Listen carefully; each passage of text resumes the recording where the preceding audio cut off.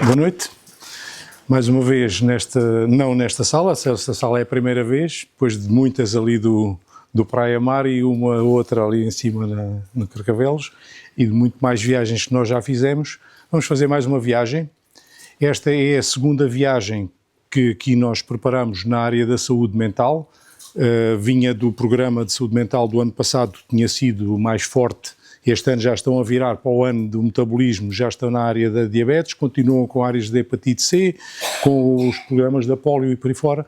E, mais uma vez, o gosto é meu de vir fazer uma coisa que para mim é muito importante, que eu pratico quase há 50 anos, que é ensinar as pessoas a saberem como é que se passa o nosso corpo, como é que funcionam as doenças, como é que funcionam os tratamentos, como é que se identificam as coisas, como é que se pode prevenir, como é que se pode promover a saúde. E isto é importante para toda a gente, porque quanto mais vocês souberem, melhor chegam junto de nós depois como pessoas que necessitam de cuidados. Muitas vezes identificando mais cedo as situações. No caso da saúde mental é muito importante a identificação precoce para não deixar que haja estragos, mas é tão importante como uma pessoa que tem uma tensão elevada, tensão arterial alta, antes de destruir o seu coração, se tratar a hipertensão, fica com uma doença crónica tratável e se calhar nunca terá problema nenhum. Se tiver uma situação mais depressiva na sua vida e que consiga percebê-la, orientá-la, coordená-la, pedir ajuda, colaborar e fazer, consegue se calhar resolvê-la sem chegar a ter uma depressão, isto é, doença-depressão. No ano passado, o tema foi, por natureza de frequência estatística, a ansiedade. Só para me orientar quantas pessoas daqui estiveram no ano passado na conferência sobre a ansiedade. Levantar o braço. Pronto. Algumas que já estiveram vão perceber que a comunicação que eu faço agora é bastante calcada da outra, porque a mecânica, a dinâmica de transmissão de conhecimento será semelhante. Alguns dos slides que alguém teve a ver os do ano passado, alguns podem se repetir, não com as mesmas palavras, mas com o contexto. No fundo, o que se pretende, ou o que eu pretendo neste tipo de palestras ou conferências é transmitir informação científica numa linguagem compreensível para toda a gente, que seja facilmente digerida por cada um e que depois faça sentido ao olhar para si próprio ao espelho ou interiormente fechando os olhos na meditação, ou para outras pessoas que estão à nossa volta e que nós às vezes identificamos determinadas situações, podermos fazer um padrão e perceber que se estamos perante alguma coisa que é normal, perante alguma coisa que, sendo normal, pode ser excessiva, ou se é perante alguma coisa que possa ser patológica e necessitada de um tratamento concreto, às vezes importante demais para ser adiado.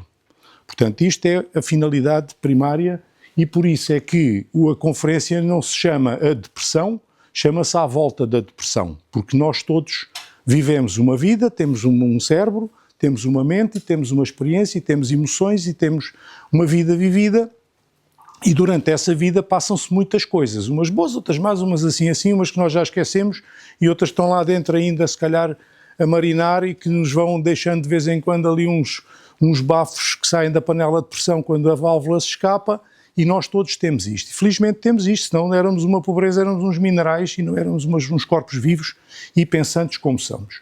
Portanto, à volta da depressão é o que nós vamos hoje fazer uma viagem que, no caso da ansiedade, começava por aquilo que são os primórdios da ansiedade, que são medo e insegurança, aqui hoje vão ser outras coisas. O boa noite formal do meu casalinho, que já me esteve cá na vez anterior, e vamos então entrar para o sumário.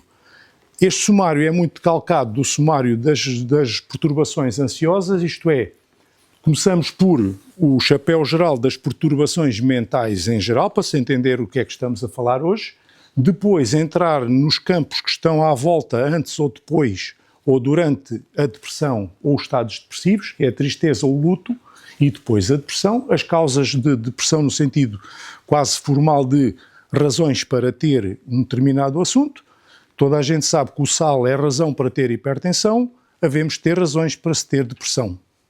Quase sempre temos coisas que estão por trás, que são causas, causalidades. Nós chamamos na medicina etiologia.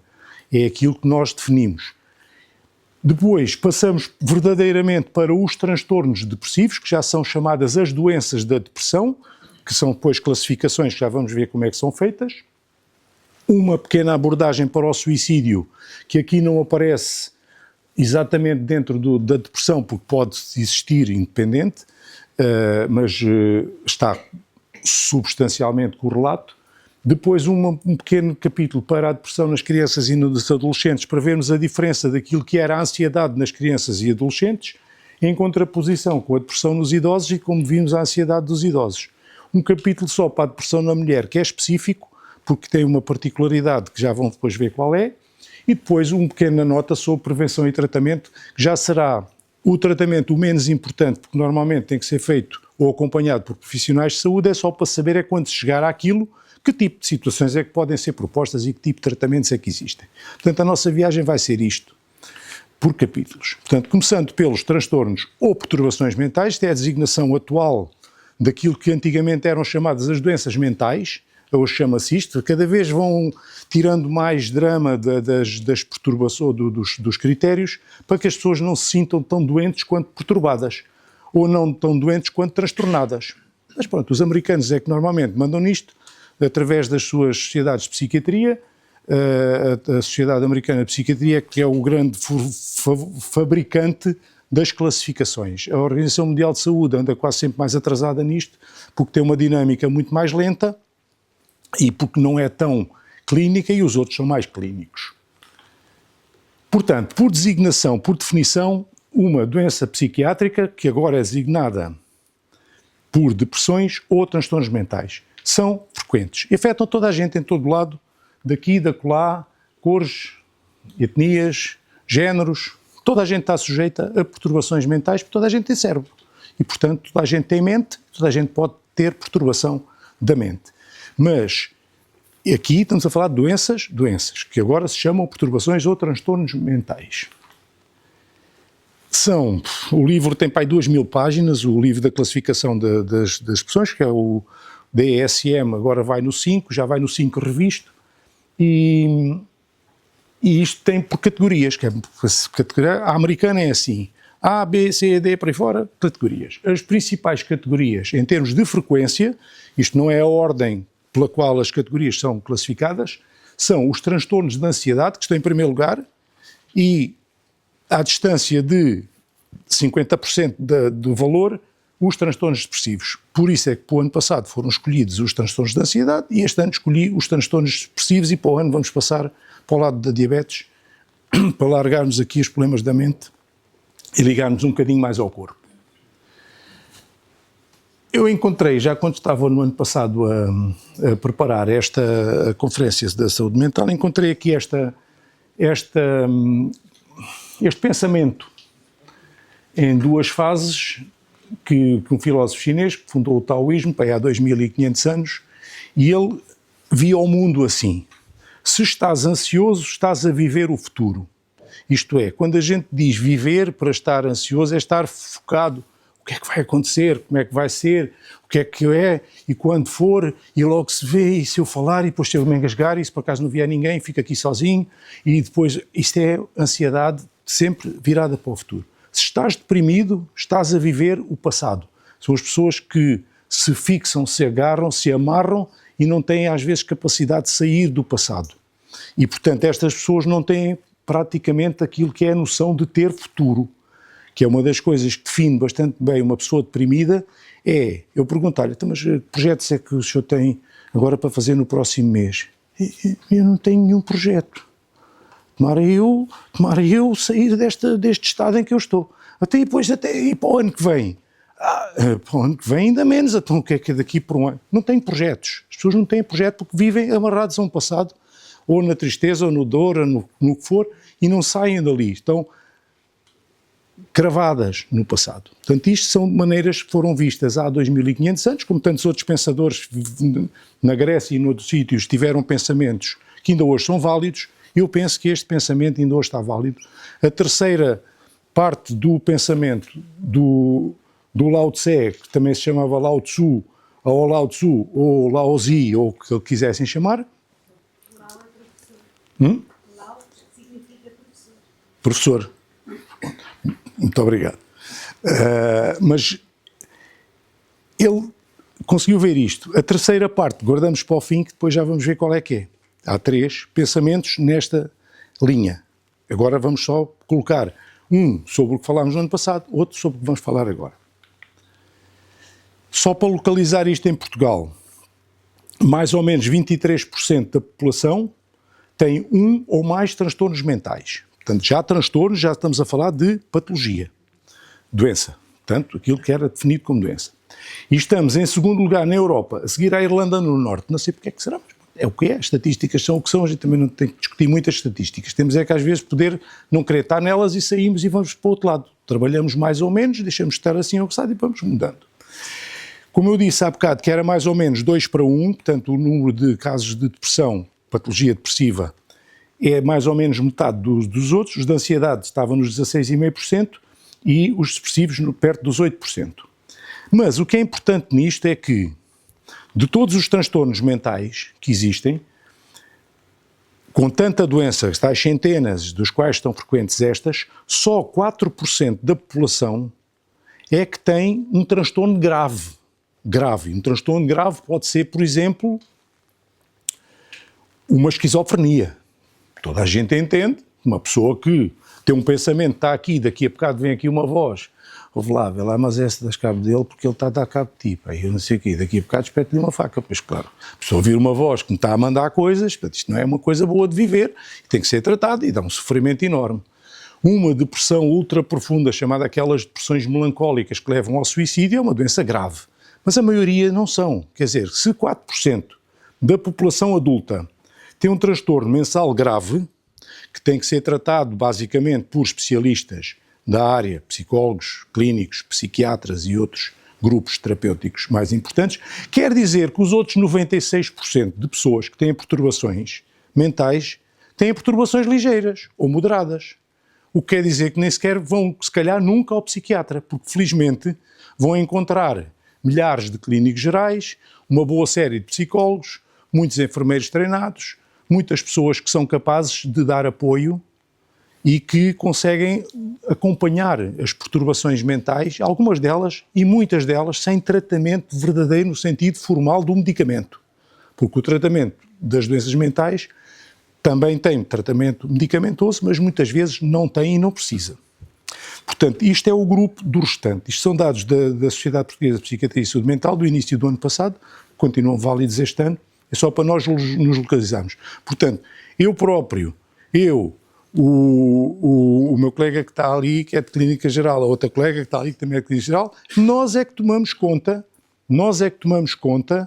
de quase 95% da população que tem perturbações mentais, como aliás de quase 95% dos hipertensos, quase 95% dos diabéticos e tudo mais. Portanto, eu já aprendi há muitos anos que nós na Clínica Geral tratamos 90% das pessoas com 10% das doenças. E depois os especialistas tratam 90% das doenças com 10% dos doentes. Mais ou menos assim, está certo? Mais ou menos. É uma medida mais ou menos boa para dizer que há milhares de doenças e depois há umas centenas de especialidades médicas e nós vamos tomando conta do grosso, depois vamos encaminhando, orientando e levando e trazendo. E isto, na área da saúde mental, está nos 96 para 4. Localizando-nos agora naquilo que são os primórdios ou as origens ou os sentimentos que estão ligados com a depressão, embora não sejam a depressão, são a tristeza e o luto. A tristeza, só para nós orientarmos aqui, são os 6 estados emocionais básicos que nós temos na nossa forma de ser. Temos a raiva, o nojo, o medo, a alegria, a tristeza e a surpresa. Portanto, voltando atrás, a tristeza, aquele senhor nitidamente parece-me uma pessoa triste, ou com um estado de tristeza, não quer dizer que ele seja triste, e que é um destes 6 estados emocionais básicos, há quem já tenha acrescentado um sétimo, mas ainda não é em discussão se aquilo vai ser mesmo assim ou não, é o quê? É uma reação normal, nós todos temos, nós todos até temos que ter, nós todos até devemos ter, que é uma reação, portanto é um sentimento. Geralmente é temporário, porque a gente normalmente não está triste o tempo todo, mesmo que esteja algum tempo, reagindo a situações de perda, ou perda de objetos, ou perda de pessoas, ou perda de animais, ou perda do que for, a impotência, não ser capaz de fazer qualquer coisa, a uma incapacidade de fazer, ou um desapontamento. Não perdeu qualquer coisa, ou não correu bem, ou ficou desapontado. E, portanto, são alguns exemplos, desde as separações aos divórcios, aos maus-tratos. Hoje, tivessem tido o carro que ficou na inundação, tinham um momento triste. Mas, infelizmente, vieram de barco, porque era a única maneira de vir hoje, não é? Para passar Alcântara e Algés devia ser de barco. Já eu, à hora do almoço, para passar pela Ribeira de Oeiras, estava a ver que a coisa já não estava fácil, portanto, quando não vamos de um lado, vamos do outro. Mas qualquer destes acontecimentos pode nos colocar, pelo menos, tristes, o que já é alguma coisa em termos de estrutura mental para o lado chamado negativo, enquanto que os maníacos são daqueles que estão do lado positivo, chamado os humores altos, a mania, aqui chama-se o humor baixo, o humor deprimido, que é o humor triste. E isto opõe-se à alegria. Portanto, a tristeza é o oposto da alegria. Daqueles 6, estava ali a alegria, está ali a depressão. Então é um estado de espírito, chamado estado de espírito deprimido, uma disposição de ânimo negativa ou um estado de humor baixo. Quando aqui dizemos humor, não é o humorista que faz rir. O estado de humor é o nosso estado de espírito. Há o baixo, que é o deprimido, e há o alto, que é o maníaco. E depois há os intermédios que estão por aqui. Isto é importante perceber-se, aceitar-se, e quem não tiver isto deve sofrer de alguma perturbação muito grave, que é a incapacidade de sentir, que é uma coisa terrível.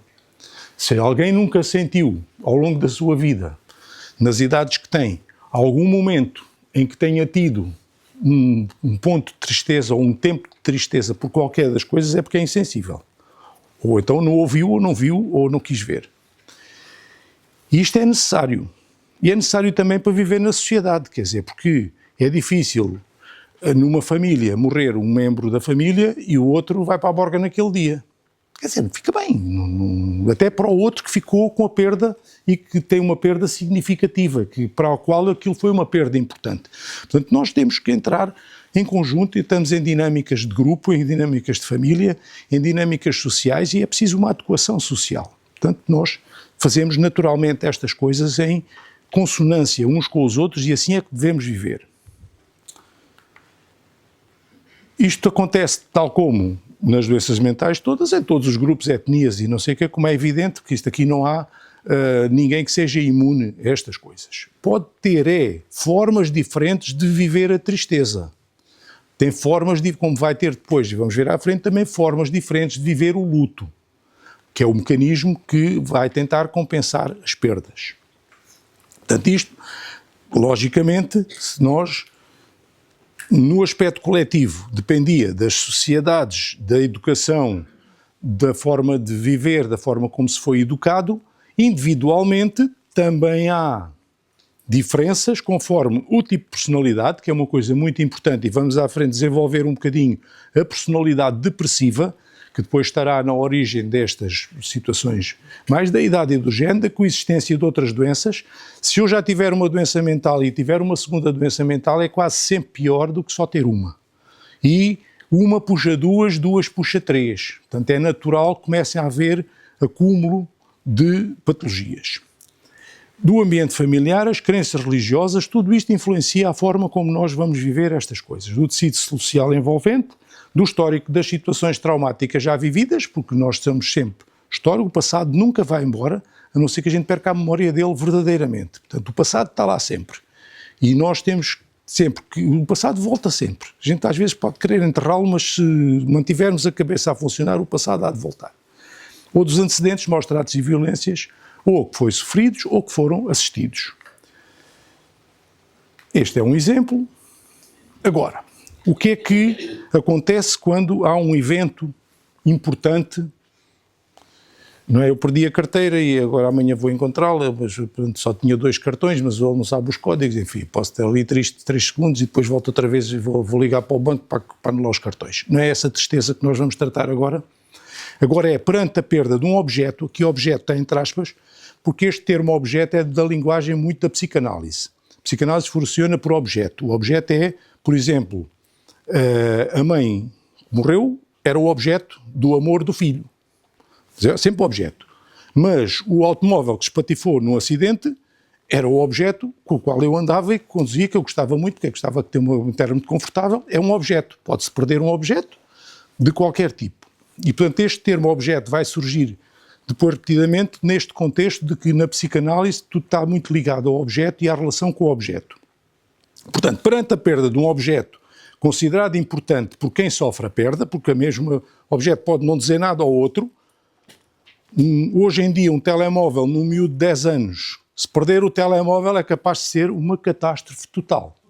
Mas se lhe morrer o tio, irmão da mãe, se calhar não me liga muito e o que é capaz de dizer que tios há muitos e depois está bem, mas pronto, ele tinha que morrer, não era? Mas o meu telemóvel é que me faz falta hoje.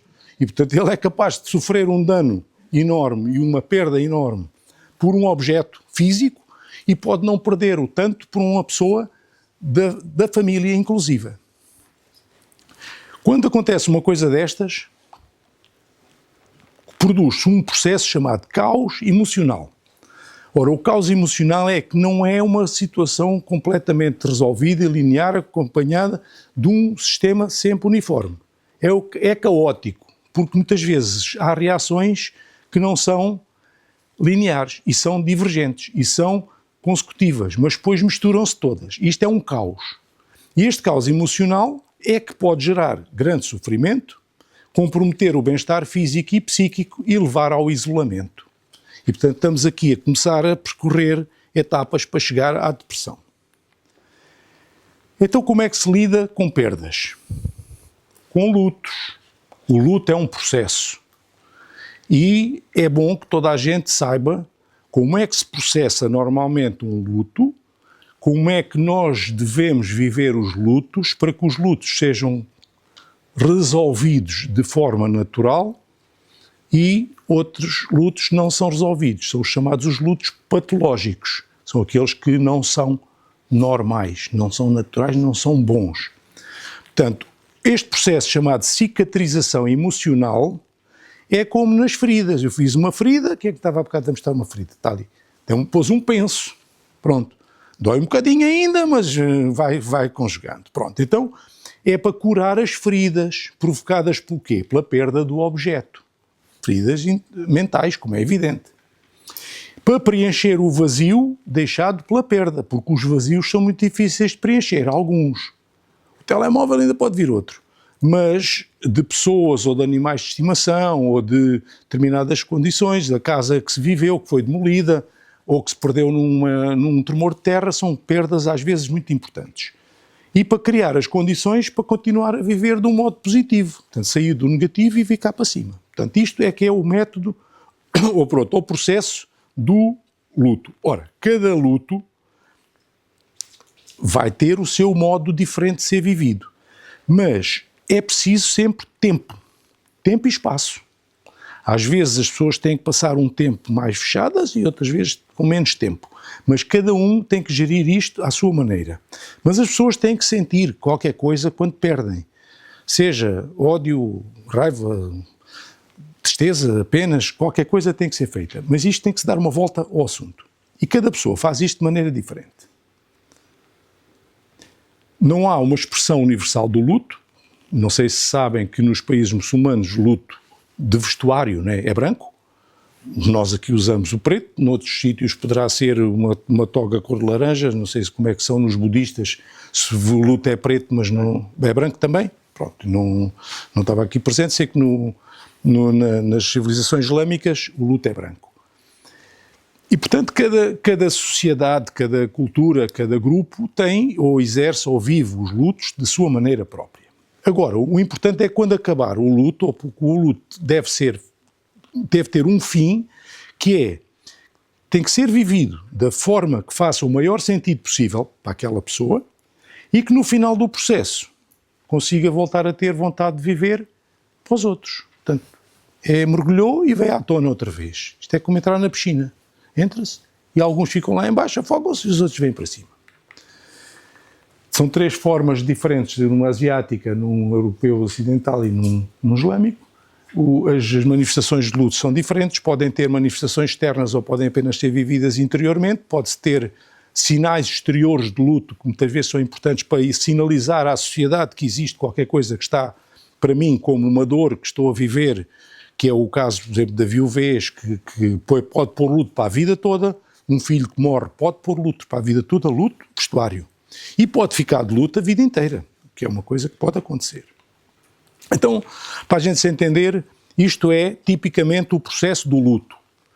Os lutos compreendem basicamente 5 fases. Agora, não é obrigatório que toda a gente tenha as 5, nem as 5 pela mesma ordem. Nem que tenha todos pela mesma ordem e acabe sempre na última. Portanto, isto é um processo que está estudado em termos psicológicos, em termos mentais de procedimento. Então, o que é? Vamos agora a cada um deles. A negação. A negação, quase sempre, quando houver uma coisa muito brusca, muito inesperada, que de repente tem uma notícia, toca ao telefone. O quê? Não pode ser. O quê? Ele foi preso? Não, deve haver algum engano. Pá, não acredito que ele se tenha suicidado, nem penso nisso. Era um atleta, teve um infarto. Não pode ser. A empresa, aquilo estava a dar lucro, como é que aquilo foi à falência? Raiva. Negação. Negação, raiva é seguir, desculpa. Negação, não existe. Pá, tem bloqueio, não, para aí, não pode ser. Então isto serve para quê? Para que é que serve isto? Para me defender do embate. Uma coisa destas, agora a minha empresa está à falência. O quê? O banco já não tem dinheiro para mim. E agora como é que eu amanhã vou às compras? Bom, tenho que me defender. Então o que é que eu faço? Crio ali uma espécie de um tampão negacionista, tal como para as alterações climáticas. Se eu meter um tampão às alterações climáticas, continuo a consumir petróleo. Isto é de caras. É uma forma de negacionismo, não é? Isto são formas de negacionismo mental. Nós temos que produzir isto para reduzir o impacto daquela notícia, daquela estrutura que me vai destruir ou que me afastou de qualquer coisa que era importante e que eu estou ali confrontado. A primeira coisa é dizer não, não pode ser. Temos que ganhar alguns, respirar outra vez. A seguir, se a coisa for um bocadinho para o torto, podemos entrar na raiva. A raiva é outro mecanismo de reação de curta duração normalmente, que são coisas que não podem durar muito tempo. Se durarem muito tempo estamos mesmo bastante mal, mas podemos dirigir a raiva contra quem deu a notícia, isto é, pá, poxa, para que é que ele agora me telefonou a esta hora, por exemplo. Ou então contra com quem for responsável pelo acontecimento. O gajo que atropelou o outro, por exemplo. Malvadinha com os copos e não sei o quê, raiva. Ou então contra o próprio que morreu. Eu posso estar zangado com o qual eu tenho pena de que ele tenha morrido. Mas porquê é que ele se deixou morrer? Mas ele não fez nada para se salvar. Ele nem quis fazer quimioterapia. Ele nem quis tomar os medicamentos. E eu estou zangado. Porque ele foi embora porque quis, quase que deixou, fez por isso. Ou até contra o próprio. O próprio que está a sofrer o luto também se pode sentir culpado de qualquer coisa, também posso sentir raiva contra mim próprio. Mas eu não fiz o suficiente, eu não ajudei o suficiente. Eu não percebi que ele estava assim e que se ia matar. Eu não sei o que é isto. Dá sentimentos de culpa enormes, porque nós nunca podemos definir o que é que devíamos fazer. Por exemplo, num casamento, eu devia ter percebido que algo estava a correr mal no casamento. Pois devia, quer dizer, se estão casadas normalmente são 2 a 2, se um não percebe o que o outro está a acontecer, mas também pode não perceber porque o outro não disse muito. Mas podemos culpabilizar por isto. Portanto, isto é um processo chamado da raiva e de culpabilização. A seguir vamos começar à mesa das conversações. Vamos lá pôr isto em patos limpos. Temos que perceber que a negação não resulta porque o funeral já foi. Ou o carro já foi para a sucata. Temos que perceber que a raiva não muda nada do que aconteceu, porque eu posso estar zangado, mas o que é verdade é que as coisas já lá estão. Mas vou ter que aceitar qualquer coisa. Isto agora temos moedas de troca. Temos que seguir em frente. Mas eu, às vezes não sei bem como é que se faz o processo de seguir em frente. Mas temos que ter qualquer coisa. Vamos então começar a negociar. O problema é que às vezes, nestes negócios, aparece uma coisa chamada a fantasia. Em vez de eu estar a negociar em terreno sólido, em terreno seco, vão começar a negociar em terreno flutuante, que é as fantasias. Ou as fantasias naturais, não, ela vai melhor, vai estar melhor, afinal, o Papa vai-se curar, não sei se vai curar, mas temos de ter alguma esperança de que as coisas estejam para a frente. Então vamos começar a negociar também com fantasia. Ou ele não tem antecedentes criminais, portanto, se calhar não vai preso. Ou então sobrenatural, aí que a coisa já começa depois a ficar mais complicada, porque já temos negócios a outros níveis e as coisas são mais difíceis. Deus vai salvá-la. Eu acredito em milagres. Ou um feitiço vai trazê-la de novo. Isto muito no modelo das sociedades africanas negras, tem muito isto, faz o feitiço para regressar, porque depois aquele se puser a areia do pé, não sei o que antes aí, depois ele vai voltar, porque vai trazer o amor outra vez de novo de volta. Pronto, isto é a fase da negociação. A seguir, disto tudo, cansaço enorme. Já tivemos luta pela negação, já tivemos luta na raiva, estamos a negociar, é cansativo, então agora entramos na real. E a real é ir abaixo, afundar um pouco. Então, o que é que se percebe? Nada será como de antes e a vida vai mesmo ter de continuar sem o tal objeto perdido. Instala-se uma crise, que é de tristeza, mais profunda, de desespero, sem esperança de que exista qualquer coisa melhor, ocorrem períodos de choro, lembra-se o que se perdeu, abandona-se projetos pré-existentes e tendência para o isolamento. Portanto, estamos aqui a construir mecanismos pró-depressivos. Podem não ser ainda depressão. Pode ser acompanhados de perdas de alterações do apetite, quer para comer mais, quer para comer menos, que às vezes é para comer mais, do sono, umas vezes é para dormir mais, outras vezes pode ser para dormir menos, sensação de cansaço e fragilidade emocional. As pessoas têm depois aquele choro fácil que em qualquer momento choram. Fase final, ideal, será a aceitação. Então vamos chegar ao ponto em que não esqueço, não deixo de ter saudades, não deixo de me lembrar de quem foi, não deixo dessas coisas todas, não estou fora do mundo, mas a minha aceitação é, vou aceitar que isto é natural e que tem que ser seguido. Então vai-se começando a pensar no futuro, começa-se a recuperar qualquer coisa, fala-se com um amigo, vai-se aceita ir a uma festa de anos de uma familiar que não se tinha aceito antes e por aí fora. Pronto, isto é retomar um padrão de vida normal. Agora, isto não é uniforme, como eu disse, pode ser aquele linear 5 capítulos e em 2 ou 3 ou 4 ou 5 ou 10 ou 15 dias está resolvido, chegamos à aceitação e passamos para outra, esperemos que não tão cedo, mas nunca se sabe. Agora, isto pode se resolver ou pode não se resolver. Quando não se resolve, fica bloqueado. Se ficar bloqueado, pode ficar bloqueado em qualquer fase. Eu já vi pessoas que bloquearam na fase da raiva. É uma carga de trabalhos. Quando se para na fase da raiva, parte-se tudo à volta. Se parar na fase da negação, essa então nem nunca vai perceber que aconteceu coisíssima nenhuma. Mas pode bloquear ali. A nossa mente é muito complexa e pode fazer isto. E pode andar para trás e para a frente, que é, no fundo, o exemplo. Aquilo está ali o barganha, porque eu só encontrei este slide assim mais bonitinho neste aspecto do percurso das fases, com o termo da negociação, que é a barganha, que os brasileiros usam, mas depois todos eles podem andar para a frente e para trás, podemos estar na fase já 4 e passar para a 3 e até regredir à 2, e depois voltar outra vez para a 4 até que chegue à 5. Quando chegar à 5 é que normalmente já não virá, mas também pode ainda ter uma recaída, porque acontece isto.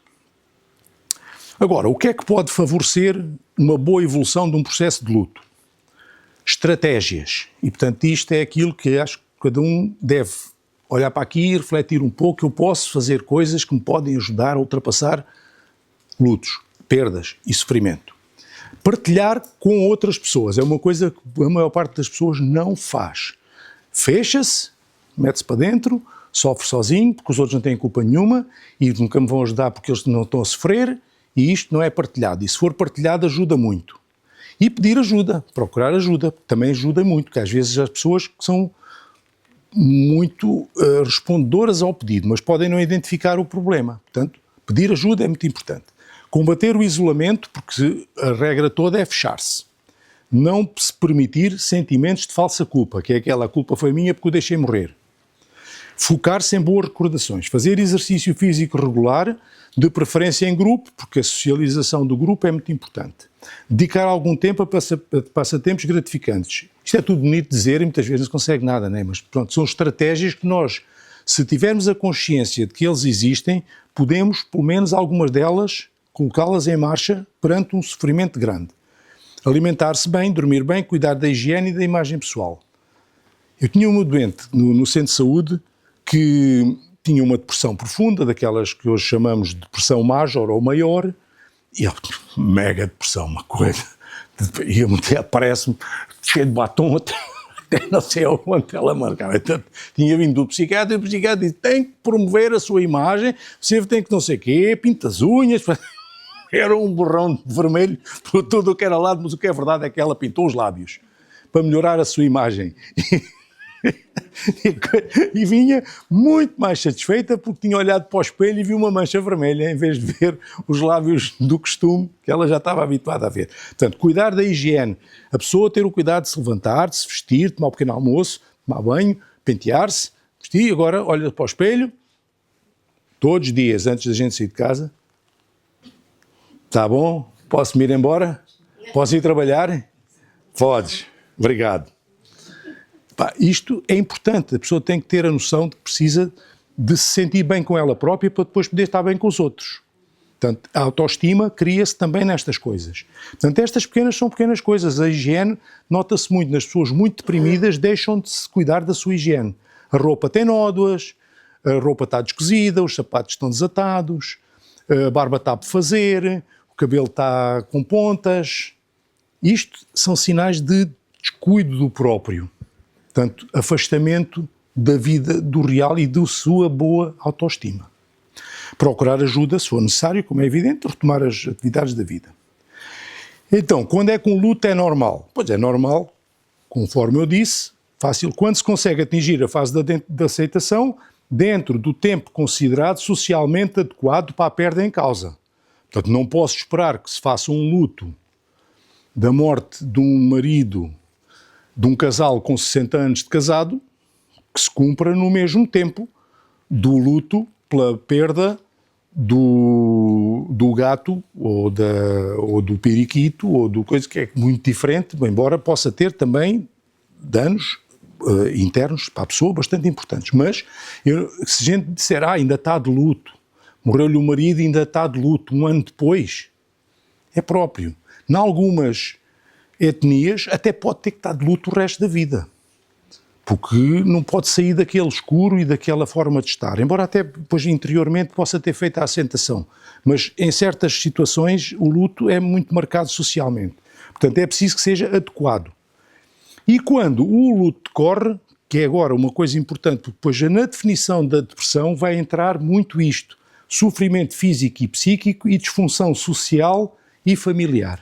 Portanto, um luto para decorrer normalmente não deve ter sofrimento físico nem psíquico excessivo, nem disfunção familiar ou social significativas. O oposto disto é o luto patológico, que é quando não se consegue isto desta forma. E então aparecem já aqui uma série de sintomas, estão aqui em baixo, aqui... Como é que é? A falta de energia, a angústia, a ansiedade, abatimento, desolação, humor depressivo, sentimentos de culpa e de inferioridade, isolamento, desinteresse pela vida, a anedonia, que a anedonia significa para nós falta de prazer no que se faz, uma coisa que se gostava de fazer antes deixa de se gostar, é a anedonia. E, portanto, isto é um luto patológico. Estes sintomas são sintomas que estão nas perturbações depressivas. Podem estar em uma intensidade diferente, ou mais ou menos intensas. Este luto patológico já é uma causa de depressão. Portanto, entra no grupo das causas da depressão. Porque isto, muito tempo levado assim, deprime verdadeiramente e entra numa patologia depressiva. Luto normal, luto patológico. Agora, vamos para as causas. Basicamente, não há depressões normalmente isoladas só com uma causa, são quase sempre misturas de causas. A hereditariedade, que está aqui no primeiro lugar, conta mais ou menos com 50%, parece pouco, mas é muito. 50% de relação de hereditariedade numa situação destas é bastante importante, e sabe-se que a depressão é mais comum em parentes de primeiro grau de doentes deprimidos, e que há uma correlação, que é uma das maneiras de ver o que é que acontece em termos de hereditariedade, é nos chamados gêmeos gêmeos verdadeiros que têm ou não têm concordância de doenças. Portanto, quando um tem depressão, o outro normalmente tem, mas não é por amizade, nem é por simpatia, é por estrutura. Portanto, há uma chamada concordância da depressão em gêmeos idênticos. Depois há alterações biológicas verdadeiras, são a alteração dos neurotransmissores. Os neurotransmissores aqui estão 4, serotonina, noradrenalina, dopamina e glutamato, são os mais importantes. Eles tanto podem estar na causa da depressão como sendo consequência de determinadas circunstâncias que alteram estes níveis, ou eles próprios estarem alterados por um motivo interno e provocarem depressão. Portanto, aqui anda para lá e anda para cá. As alterações das funções neuroendócrinas podem causar depressão. Vamos ver à frente, por exemplo, as doenças da tiroide, portanto, as alterações hormonais da tiroide ou as das hormonas sexuais femininas, sobretudo as femininas, podem provocar depressão, e fatores psicossociais são muito do que nós vimos aqui, esta maneira de viver, as perdas e os lutos e tudo mais. Portanto, a hereditariedade, mais ou menos metade da etiologia, e aqui é que vai entrar uma coisa que eu há bocado disse que ia falar, que era a personalidade depressiva. Há pessoas que têm já por si próprios, na sua estrutura da personalidade, uma tendência para reagir de uma forma depressiva. Então, só para a gente se entender o que é a personalidade, que é para a gente não estar a falar depois de coisas que não sabe. A personalidade verdadeiramente define-se por isto. É o conjunto das características psicológicas e psicofísicas duradouras. É aquilo que nós temos de longa duração. Não é o estado de espírito naquele momento. É como é que eu sou. Não é como é que eu estou. De que determinam depois uma coisa que são os comportamentos. Os padrões recorrentes e consistentes de pensar, sentir e agir de cada pessoa e que moldam a sua individualidade. Somos todos diferentes uns dos outros. E nenhum de nós tem uma personalidade pura, completa. Não sou totalmente histriónico, nem sou totalmente depressivo, nem sou totalmente maníaco. Há muitas coisas que estão em conjunto, mas há um grupo chamado personalidade depressiva. Este processo da formação da personalidade normalmente completa-se por volta dos 10, 12 anos de idade. Portanto, no início da adolescência já a personalidade está quase sempre definida. Depois há ali pequenas arrumações e mudanças de cor, mas normalmente está definido.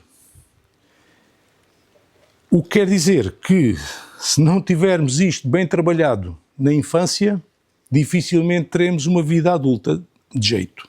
E vamos ver à frente onde é que isto vai levar. Portanto, isto são fórmulas de mostrar o que é a personalidade, como é que isto trabalha tudo cá dentro, é mecânica mental e física e química e biológica e tudo mais. Então, o que é verdadeiramente a personalidade depressiva? Aquilo que nós designamos por depressividade, capacidade ou tendência para ser depressivo e, por isso, mais tarde vir a ter depressão, doença. Caracteriza-se normalmente isto por sentimentos de baixa autoestima, de culpa, de frustração. Frustração porquê? Porque não tenha conseguido realizar projetos. Vamos ver à frente, depois nos conceitos da psicanálise, o que é este problema da frustração e o problema dos projetos. E de irritabilidade, porque muita da depressão tem sintomas de irritabilidade. Não é tudo negativo, às vezes também há para cima. Condicionando um estado quase permanente de humor baixo. O tal estado psíquico de humor baixo ou deprimido.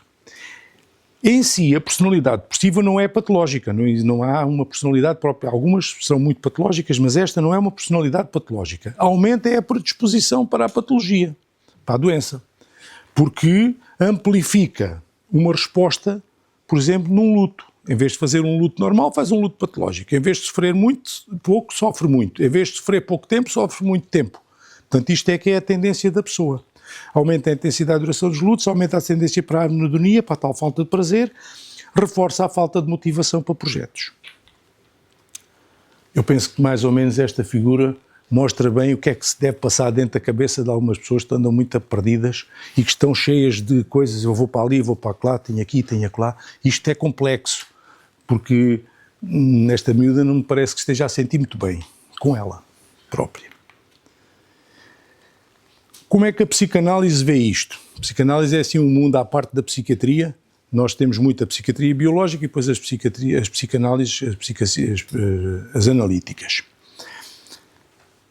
Uma causa importante da depressividade, portanto, da personalidade depressiva e depois da depressão, agora temos que digerir um bocadinho isto, é o facto de a criança ter sido investida narcísica e negativamente pelos pais.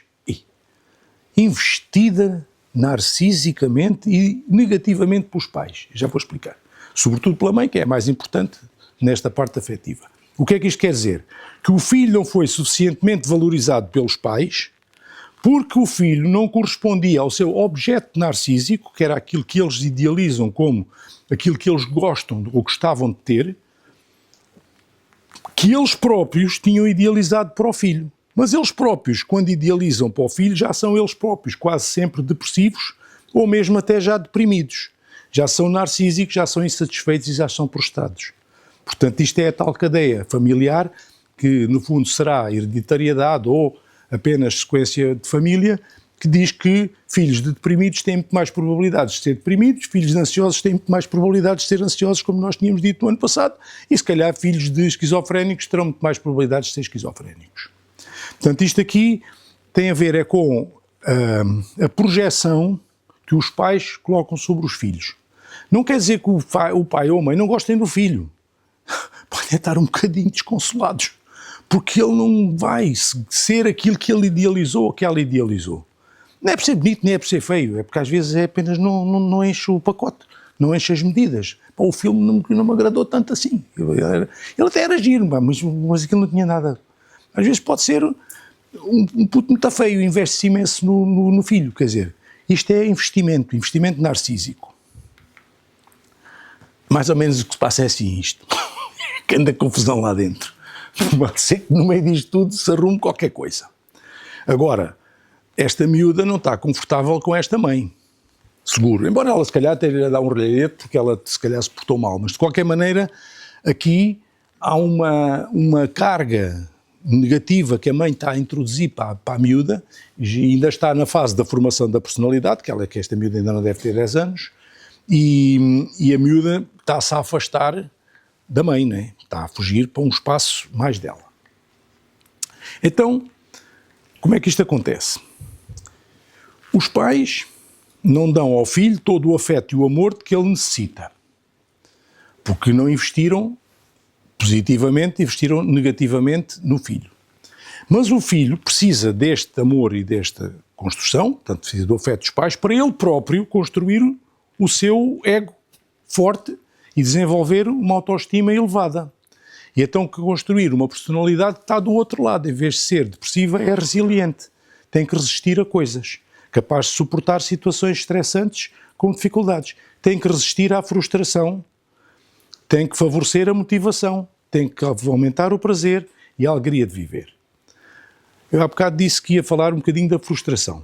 Como é que um pai e uma mãe que desinvestem do tal desinvestimento narcísico no filho, que não lhe dão aquele afeto direto, aquele amor de mãe que a gente pode ver de uma forma natural e que não vê noutros, em compensação vão-lhe dar projetos demais. Vais ter que ser o maior engenheiro, vais ter que ser o músico melhor lá do que vais ter que ser, não sei o quê. O filho, como não sei, vai ter que criar projetos megalómanos, a maior parte deles, ou mesmo não sendo megalómanos, são irrealizáveis, ou para o nível económico ou para o nível social que ele tem. Se isto acontecer e não conseguir concretizar, vem a tal frustração, que é mais uma acha para a fogueira do estado depressivo. Portanto, da autodesvalorização, que é o que caracteriza mais a autoestima baixa, é um dos grandes caracterizadores dos estados depressivos, tal como as perdas e essas coisas, mas aqui estamos já a falar de sentimentos. A pessoa sente-se que não vale e que não presta, não foi capaz de cumprir os tais desvalorizações. Esta miúda nitidamente tem autoestima, gosta dela própria. Ela está bem com ela própria, ela até se abraça a si própria. Vê-se. Ainda dentro do ponto de vista psicanalítico, porque uma parte é a psiquiatria biológica e outra é a psiquiatria de análise psíquica, o núcleo do sofrimento depressivo é o sentimento de falta de afeto ou amor de objetos significativos. Aqui objetos são mais pessoas, né, como é lógico, mas sempre o termo do objeto. E isto diz a carência afetiva, Portanto, a falta de afetos é uma brecha dolorosa que tem as suas raízes na primeira infância. Quase tudo o que se passa connosco teve origem na primeira infância. Pode estar escondido e a gente não ter dado por isso. Por isso é que muitas vezes vem a hipnose, vem buscar o que está atrás, vai desmontar por análise, na psicanálise terapêutica, vai buscar coisas atrás para depois ir conseguir perceber o que é que se está a passar ali. Portanto, aqui, na psicanálise diferencia-se o luto da depressão.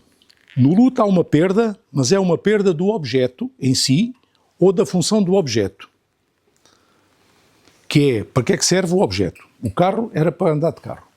Mas na depressão há uma perda afetiva por retirada do amor. Mesmo que o objeto esteja lá, o que ainda é pior. Quando a gente não tem o amor da mãe, porque a mãe morreu, temos uma perda do objeto e simultaneamente do amor do objeto, mas a perda do amor do objeto é natural porque a mãe não está lá, não me pode dar amor.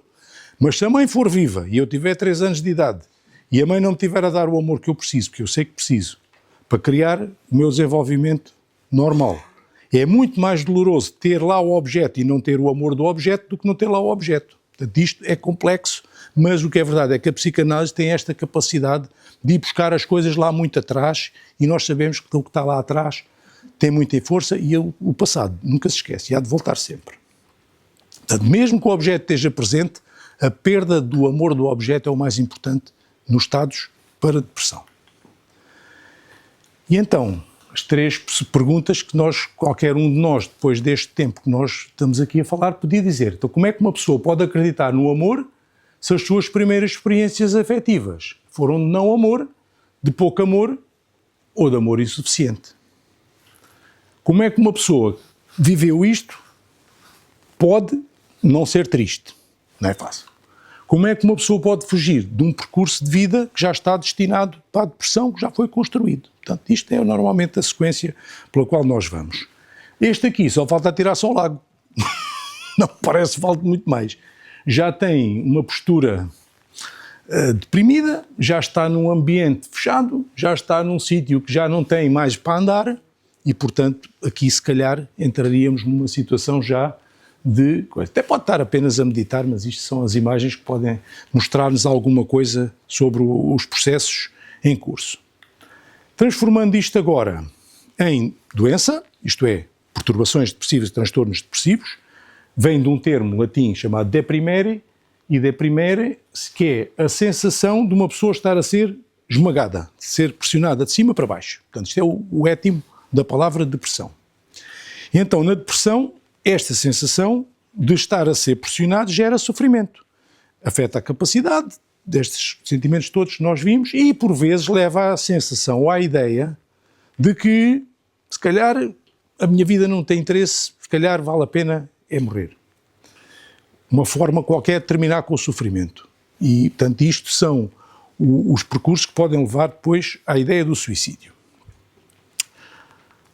A depressão ocorre em qualquer idade, mas normalmente o desenvolvimento dos processos depressivos patológicos são entre a adolescência e os 40 anos de idade. Depois podem aparecer na terceira idade, mas aparecem muito pouco antes da adolescência, que é um bocadinho o contrário do que nas perturbações ansiosas, que eram muito mais frequentes nas primeiras infâncias. Porquê? Porque era a insegurança e o medo. E aqui é ao contrário, já vamos ver a seguir. Portanto, o que é que caracteriza a depressão? Sintomas negativos, que são humor triste, inutilidade, culpa desproporcional, baixa autoestima, desvalorização, desespero, baixa motivação, perda de interesse pela vida, pensamentos de morte, suicídio, falta de prazer e ainda pode ocorrer irritabilidade, agitação, ansiedade ou angústia. Agora, nós não vamos aqui depois dizer que este pacote chamado depressão do tipo A, B ou C tem estes sintomas, porque isso depois nunca mais saímos daqui, porque os critérios são bastante complicados de somar e de tirar, isto é depois para os profissionais de saúde. Temos é que identificar estas situações.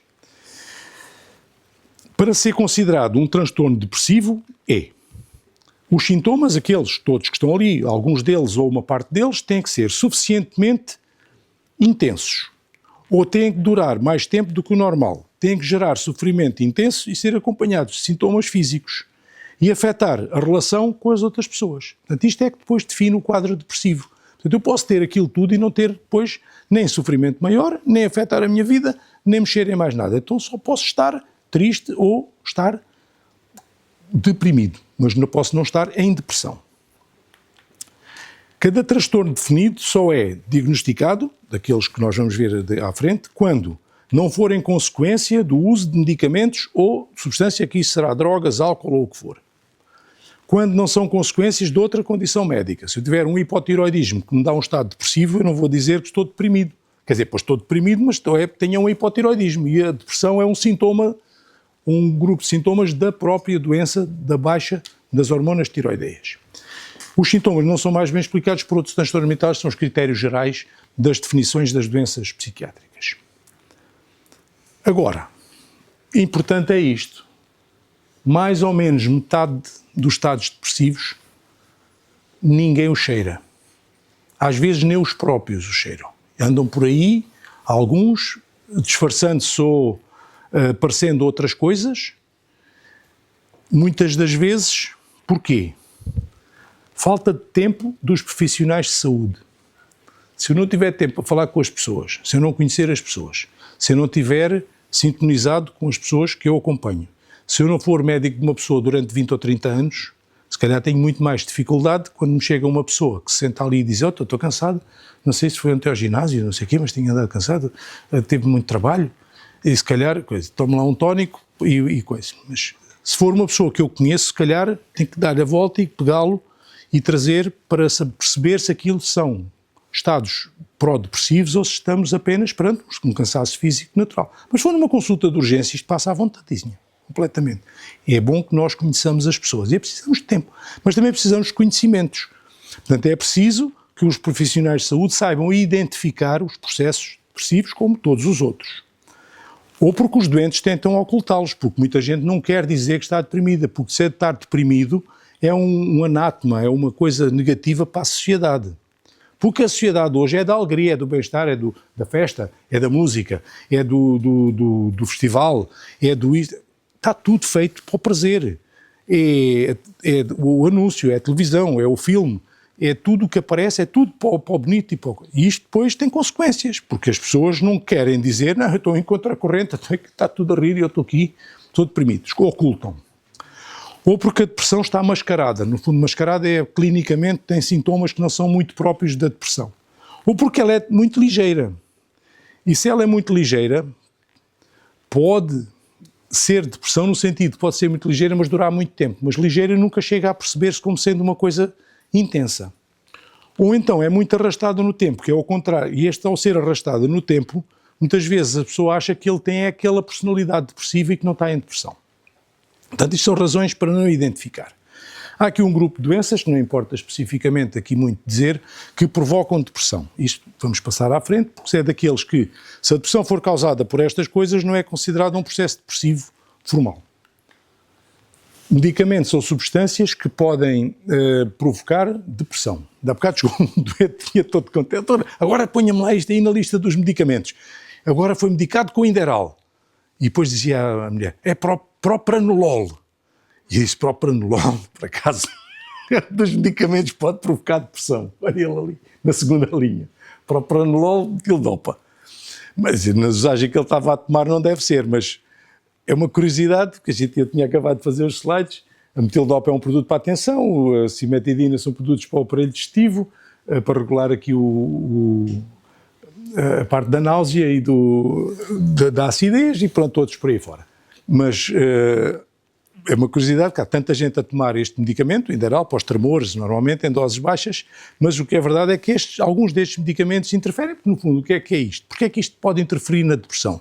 Porque interfere na adrenalina, porque estes produtos são beta-bloqueantes, são bloqueadantes adrenérgicos do grupo beta. Portanto, podem mexer, se mexe na adrenalina, mexe na parte ansiosa e por aí fora. Portanto, são maneiras de ver as coisas. Isto é a tal classificação do DSM-5, que hoje em dia classifica, na classificação 5, as perturbações do humor desta forma, que depressivas, que na 4 eram diferentes, houve transição de coisas. Em termos só para peso, Europa, 50 milhões de pessoas com doenças depressivas. Segunda causa de perda de qualidade de vida e de incapacidade. Custos elevados, claro, com isto tudo, e acho que não estará muito longe de ser uma das primeiras causas.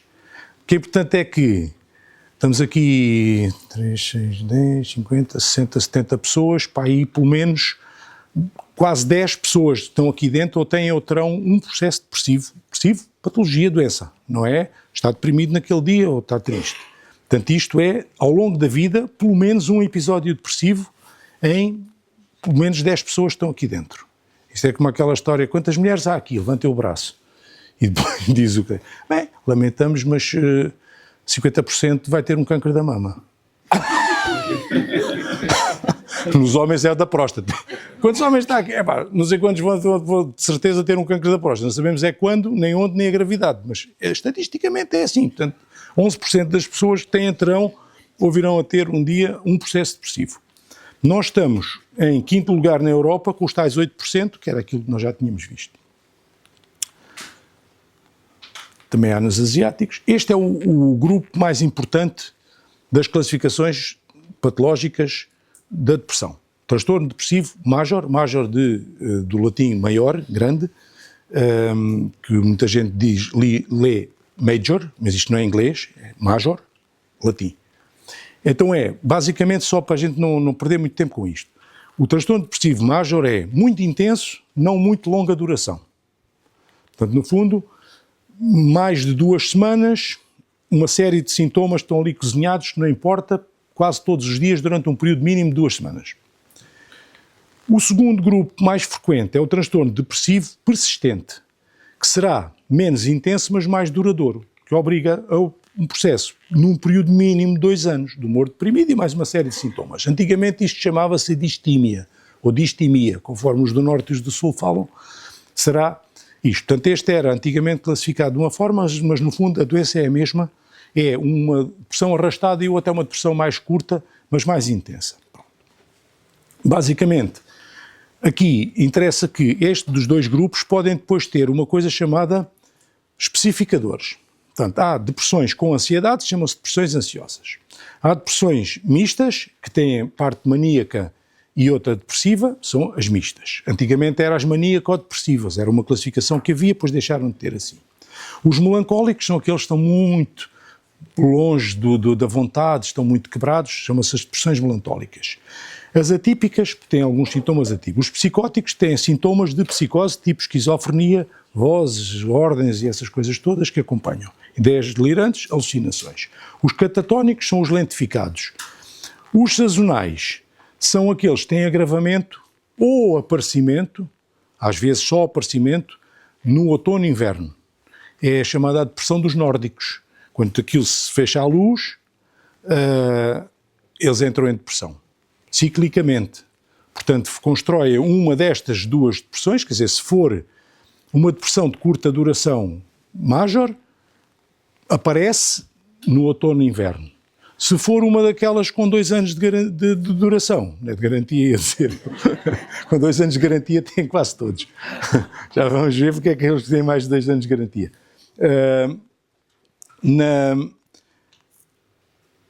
Nas de longa duração, têm agravamentos no outono e inverno. Podem passar até muito bem no período do verão e depois voltam a afundar-se em queixas mais importantes no período do inverno. Chama-se a padrão sazonal. E há um grupo ainda muito específico, que é a depressão periparto, que é uma coisa altamente catastrófica.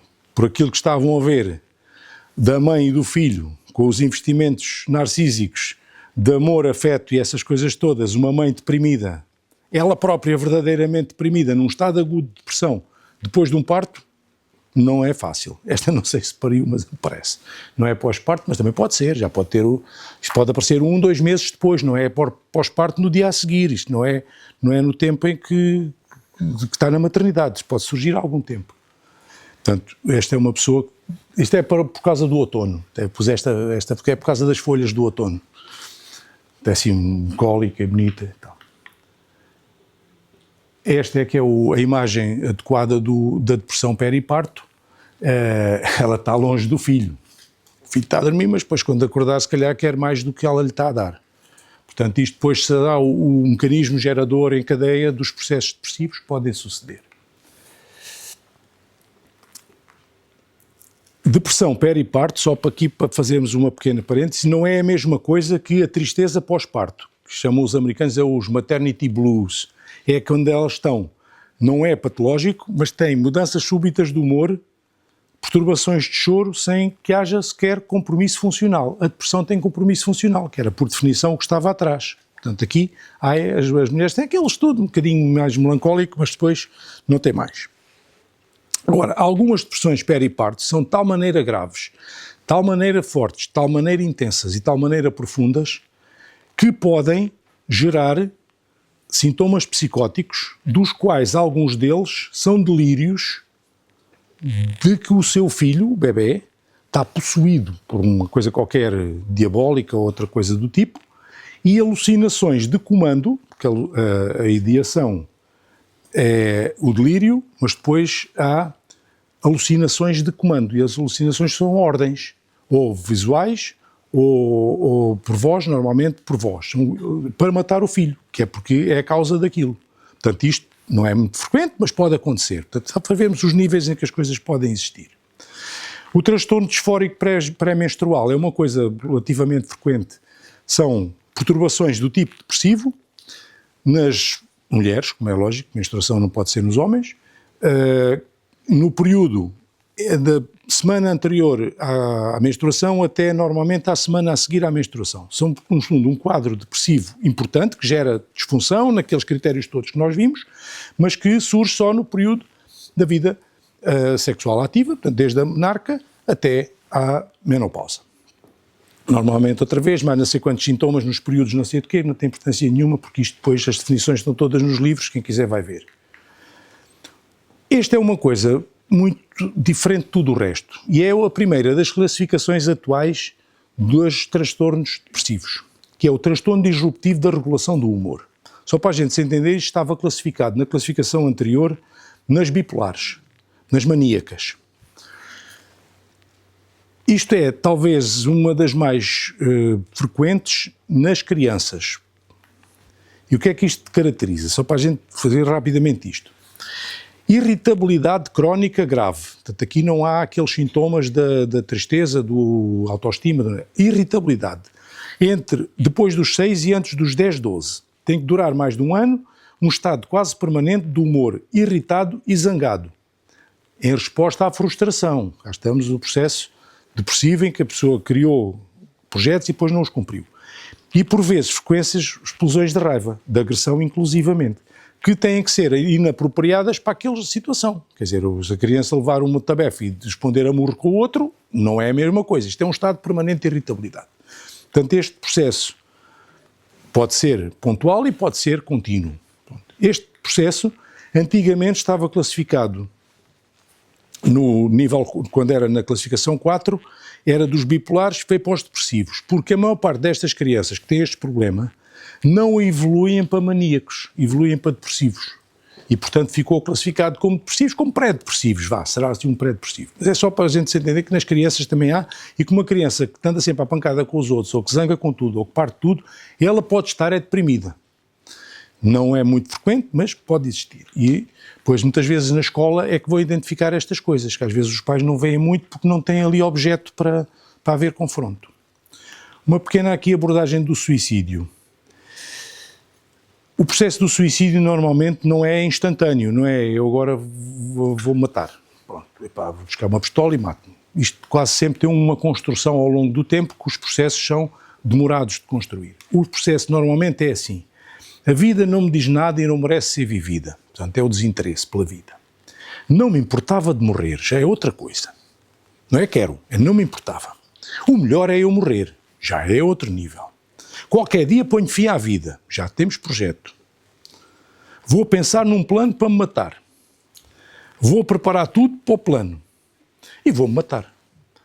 Isto quase sempre tem estes processos. A gente pode não se aperceber deles, a pessoa mentalmente é que o sabe. Se nós estivermos atentos a isto, podemos, quando estamos a ver pessoas que nos parecem deprimidas, tentar ver a que nível é que possa estar a pessoa numa destas fatias e tentar perceber se estamos perante uma ideação suicida ou não, porque não é fácil de identificar.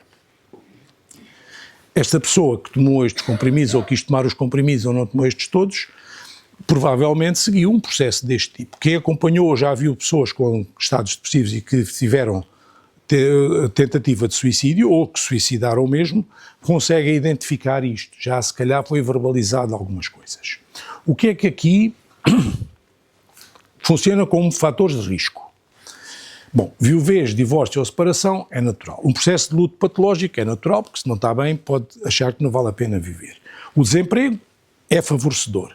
O género masculino mais de 60 anos de idade é muito importante.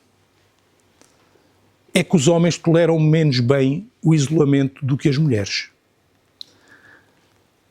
O homem viúvo é muito mais complicado de gerir do que a mulher viúva. A mulher tolera mais, ela já foi habituada a uma vivência de outro tipo, tem uma resiliência maior e tem normalmente mais capacidade de se juntar até a outras pessoas e acompanhar com a família e com as amigas. Os homens, quando se perdem, perdem-se muito. O homem de mais de 60 anos com um quadro depressivo é alto risco de suicídio. Vivendo sozinho, mesmo sozinho, então ainda mais. Portanto, esta associação, se beber bebidas alcoólicas, ainda mais, porque então começa a somar fatores todos seguidos. Se tiver uma doença grave, ou tiver cadeira de rodas, ou uma incapacidade qualquer grave, mais um fator. Uma perturbação grave da personalidade e antecedentes familiares de suicídio. Portanto, isto tudo é que formam os pacotes dos fatores de risco importantes. Nós, perante uma pessoa, quando estamos a tratar, ou conhecido, ou familiar, temos que evitar determinadas coisas.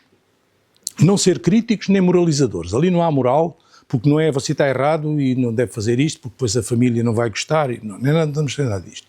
Mas também não podemos desvalorizar que é possível que a pessoa se mate. Não podemos achar que, mesmo que a pessoa exponha, quem expõe não se mata. Não, quem expõe também se mata. Às vezes até está a expor para mostrar que se vai matar e para ser que alguém que lhe diga, dê a mão e que o ajude. Portanto, isto são ideias, às vezes são ideias feitas. Julgar que todos os suicidas deixam pistas suficientes para serem salvos. Tipo o jogo de procurar coisas. Está escondido, está ali, deixou pistas. Nem todos deixam pistas. Quando está a tratar a pessoa, diz, você cura-se em 15 dias, toma lá estes comprimidos e daqui a 15 dias ele está pior. E há aqui esta nota em baixo, que é muito importante. Uma pessoa que esteja em depressão profunda, daquelas depressões major, ou grandes, ou duradouras, ou o que for, com uma autoestima muito baixa, com uma baixa capacidade de estar bem, até de vontade de viver e de fazer coisas, tomar um antidepressivo daqueles dos serotoninas, das noradrenalinas, às vezes o resultado dele é tão bom em ter um neurotransmissor que lhe vai dar capacidade para fazer o que ele não era capaz de fazer, mas tinha vontade de fazer, e mata-se porque foi tratado. Portanto, isto tem que ser acompanhado sempre com este pensamento. Nós às vezes não podemos andar depressa demais num tratamento porque podemos estar a dar armas à pessoa para fazer aquilo que ela queria, mas não era capaz. Isto pode suceder. E depois, esta é uma das formas, não sei se as pessoas têm uma ideia, isto a propósito dos homens de mais de 60 anos, homens isolados que perdem, e a forca, dizia-se, ou eu do conhecido Alentejo, um bom alentejano já escolheu a sua oliveira. Está marcada. E às vezes tem lá uma corda, mas como a corda faz parte de matar o porco e dessas coisas todas, não precisa de muita coisa. Mas o que tem é aquela oliveira que um dia, se tiver alguma coisa, eu penduro-me dela. É a minha oliveira. E isto era um padrão alentejano. E havia uma taxa de suicídio muito grande no Alentejo. E quase toda por enforcamento, e quase toda em homens, e quase toda em homens não novos. Portanto, isto é uma certa realidade daquele grupo que é um grupo muito arriscado. O que é que devemos fazer? Praticamente o oposto disto tudo.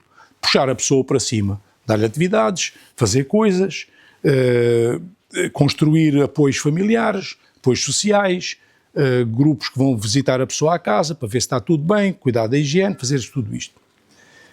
Eu próprio, arranjei uma estratégia durante estes muitos anos em que já trabalho e construí sempre com qualquer pessoa com um grau de depressão maior do que aquele que seria o que eu gostava que a pessoa tivesse e com algum risco de suicídio, fiz o chamado pacto de não agressão. Toda a gente eu fiz isto. Sr. Manel, isto agora é muito simples. Já sei que o senhor está assim com umas ideias, coisas, a vida não está boa, mas agora vamos fazer aqui uma coisa. Eu, sempre que você precisar, entra aqui, tem consulta. No momento, na hora, espera um bocadinho, mas eu atendo sempre. E você não faz nada sem vir falar comigo. Pode ser que eu tenha alguma ideia diferente para si, o que for. Isto é um compromisso. Pode ser? Sempre, olhos nos olhos. Não se me matou nenhum. Também não segui tantos quanto isto, os mais graves já nos mandamos para a psiquiatria, mas acompanhei muita gente muitos anos, e quando se está há 30 anos com a mesma população, tem que se ver muitas coisas deste tipo. O pacto de não agressão é muito importante porque cria duas coisas. Cria uma ligação forte com alguém, que é uma escora, uma âncora, alguma possibilidade de apoio e a garantia de que ele vai dar apoio. Não vou estar 3 meses à espera de uma consulta, porque 3 meses à espera eu já me vou matar entretanto. E do meu lado vai dar uma certa bem-estar de que vou ter tempo para trabalhar o tratamento, porque isto é importante. O pacto de não agressão é muito importante. Não sei se os psiquiatras o fazem muito, eu faço porque também é uma das armas que eu posso ter que é fácil. Como eu tenho consultas quase todos os dias, o psiquiatra se calhar só tem vaga para daqui a um mês, ele não vai ter tanta possibilidade de fazer o pacto. Manda-me um telefonema, um e-mail e tal. Mas não é a mesma coisa. Eu estou aqui para ajudar.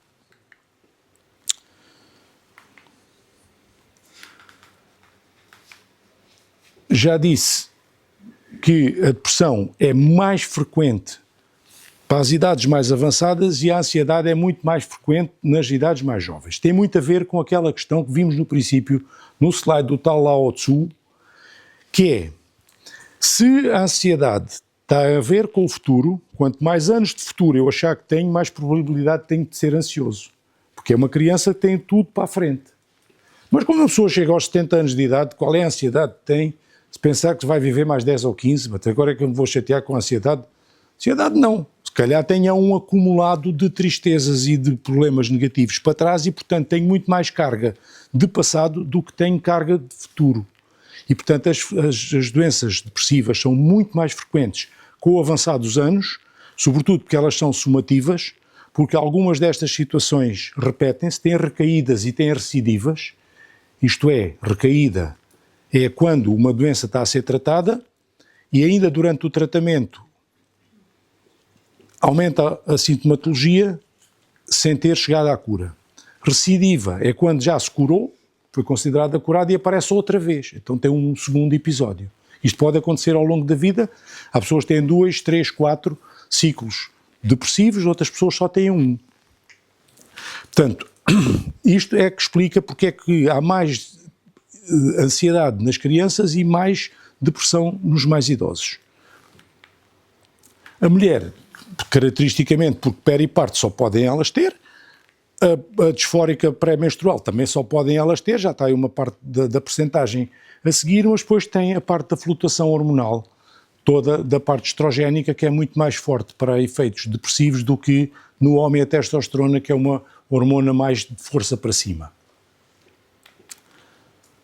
Já falámos disto, do idoso. No idoso, muito frequente é se o idoso estiver institucionalizado, isto é, em lares, aquilo que nós chamamos de lares de terceira idade, ou hospitalizado. E há idosos que vocês esquecem, que estão hospitalizados um ano seguido. Não é verdade, Sr. Doutor? Não tem alta porque não tem para onde ir. É chamada a não alta social.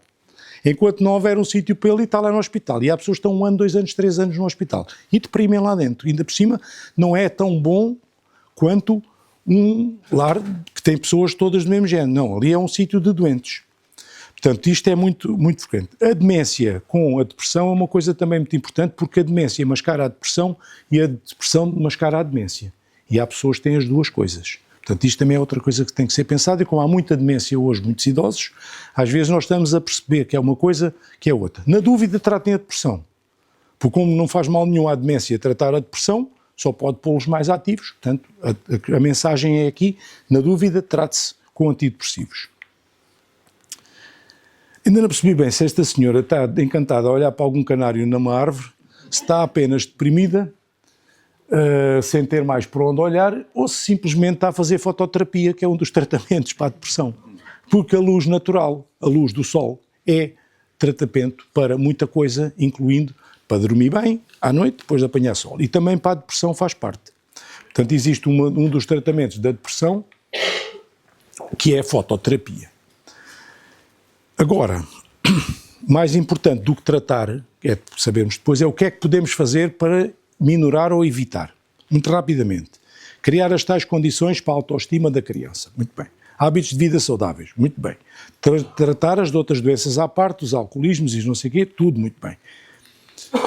Acesso à educação, à cultura, ao trabalho, tudo isto são fatores porque os mais desempregados, os mais pobres, têm mais tendência para deprimir. Conhecer melhor as doenças mentais, é isto que estamos a tentar fazer aqui hoje. Literacia da saúde reduz a doença mental. Construção de redes sociais, mitigação de isolamento, projetos e executá-los, colaborar em atividades solidárias como voluntariado. Portanto, eu hoje estou a fazer prevenção de depressão, já, há uns 2 meses que ando a tentar prevenir, pelo menos para chegar aqui hoje, desde o dia 1 de janeiro que ando nisto, e portanto colaborar em atividades solidárias é altamente antidepressivo, porque é projeto, e é projeto construído. E um depressivo não tem projeto. E se não tiver projeto, está fechado lá atrás e no buraco. Aprender a dar e a receber é muito importante. Este treino emocional. As pessoas têm que ter riqueza emocional. Estes dois não estão nada isolados. Estão em sintonia. Os 4 lá atrás, isto não sei se é no Jardim do Príncipe Real, que é onde fazem os filmes todos dos idosos. Idosos reformados, a não ser que as cartas é sempre do Príncipe Real. Devem ter aquele filme já gasto. Ter animais de estimação é bom porque os afetos podem se transmitir bastante para o peluche. De qualquer maneira, quando houver tratamento, é a boa relação entre o terapeuta e o doente que tem que existir. Em todo lado, muito mais na saúde mental. As medidas de gerais de tratamento estão aqui, entre outras, suplementos alimentares, terapeutas farmacológicas, psicoterapias de vários tipos, e depois técnicas até de eletroconvulsivoterapia, que aparecem para as depressões muito profundas, faz eletrochoques para o cérebro acordar, há estimulação do nervo vago, estimulação elétrica ou magnética transcraniana, são coisas já muito evoluídas num sentido, mas, portanto, basicamente não era o assunto para tratar aqui, que era este. Mais metade dos doentes tem um episódio, outra metade dos doentes tem episódios repetitivos, às vezes, ao longo da vida. Portanto, nunca podemos saber. O melhor é tratar bem e esperar que a pessoa fique bem tratada e não venha a recair ou a recidivar. Quanto mais cedo se trata, melhor, como quase tudo. O que é que nós pretendemos quando estamos a tratar? Aliviar os sintomas e evitar recaídas e recidivas. Eu disse que havia a terceira parcela do pensamento do Lao Tzu. Ele chegou a perceber que havia pessoas que viviam outras que estão em paz. Portanto, se vivermos o presente, penso que estivemos aqui todos em paz. Eu, pelo menos, estive, porque isto, para mim, dá-me uma certa paz. Estou a viver o presente, que é uma coisa que está a fazer-se neste momento. Se todos estiveram a viver este presente, estiveram em paz. Não vi sinais de desassossego na sala, portanto, parece-me que a população estava pacífica.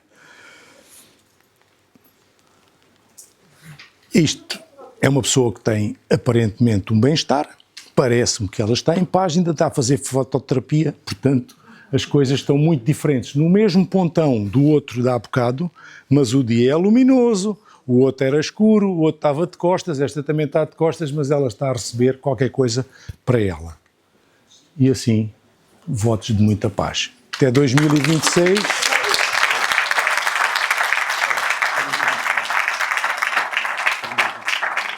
Questões, perguntas, respostas. Bom, meu nome é Joaquim Marques, tenho 61 anos e desde os 20 anos sou tratado, sou acompanhado psicologicamente por um psiquiatra e por um psicólogo. Mas por depressão? Começou com ataques de pânico. Sim. E agora, isso é do lado da ansiedade? Neste momento, o psiquiatra diz que isto é uma depressão crónica com agravamento por causa da relação laboral. Bem. Está enquadrado em todas estas possibilidades. O que é interessante é que eu, há 2 anos, mudei de psiquiatra. Já não dava, que era o que me acompanhava desde o ano 2000. E este novo psiquiatra, que é mais velho do que o outro que eu tinha, está a usar o método de redução de medicação. Enquanto o outro, quando eu tinha alguma crise, me aumentava a dose dos medicamentos que eu tomava, este, quando eu fui para lá, quando eu fui a primeira vez a ele, por conselho do meu psicólogo que me conhece, é que, olha, tenho um pacto com o meu psicólogo, assim como o doutor disse, se eu precisar de alguma coisa, ligo para o meu psicólogo. Pois. O pacto é com o psicólogo. É com o psicólogo. Eu tenho com alguém, desde que tenha está bem. Faço terapia de grupo, Sim, mas é com o psicólogo. Quando precisar de alguma coisa, doutor Cepeda, está aí, então vamos lá falar.